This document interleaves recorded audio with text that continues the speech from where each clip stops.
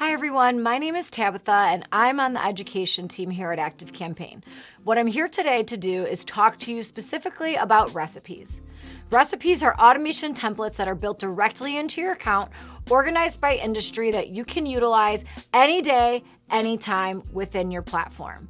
Today what we're going to do is we're going to dive into engagement tagging part 1 and part 2. The recipe is set up in 2 different sections as it operates to allow you to very easily track the levels of engagement of your contacts. Let's go ahead and we'll dive right in. Here you can see we have part 1. Part 1 does not have a start trigger, and that is actually the purpose of part 2. Part 2 is saying whatever you are deeming as engaged will allow you to have the contact enter into the automation based on them taking that action. So here, by default, you have 3 start triggers. You have contact reads an email, contact clicks on any link in any email, and contact visits your web page. Here you're able to click on these start triggers and specify different actions or more specific web pages or more specific actions. You'll see that all of these different start triggers are set to run multiple times as we want the contact to enter into the automation as many times as they're doing that action. It's meant to operate over and over again instead of just one singular time. If you find that there are other actions of engagement that are important for you to track, you can absolutely add those as a start trigger or make modifications to the ones that are pre-existing. Think about if it's important for you to track somebody submitting a form as an engagement or getting a certain tag. You're able to add those as additional triggers right here at any time. Now, let's talk about the engine of this automation. You'll see here 2 specific steps: exiting the automation and re-entering. What this is saying is, if said contact, Tabitha, does any one of these actions and currently lives in part 1, we want to remove her and then enter her back into the automation. Now stick with me. I know this might be a little bit confusing, but let me break it down.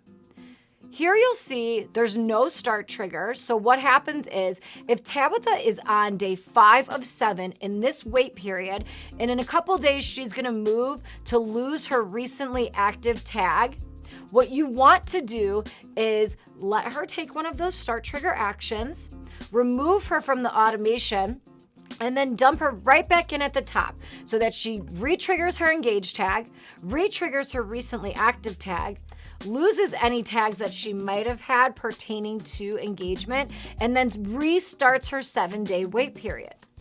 This can happen as many times as you'd like. So as many times as Tabitha is taking any of those start trigger engagements, she will continue to enter into this automation. Now let's zoom in a little bit. I want to talk specifically about what happens as the contact moves through this automation. If after the 7 days, Tabitha has not re-triggered any of those current start triggers, she's going to move down through the automation, lose her recent activity tag, and sit here for another 7 days. If after those 7 days, she does not complete any more actions, she's actually going to get a disengage tag and then lose her engage tag.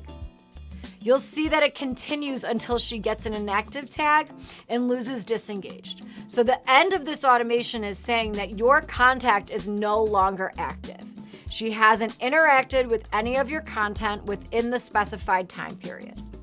Now, I understand for all different business types, this time period may differ.